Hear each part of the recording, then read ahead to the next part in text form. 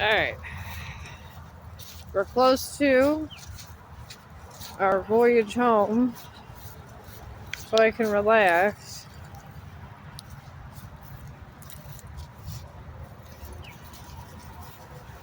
And we can get back to the roads instead of people's front yards where there's sidewalks again. And here he is playing with a tree.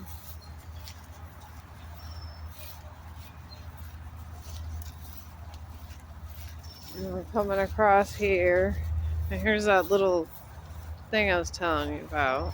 That little tiny thing there. And here's more of this. Little wooded area again.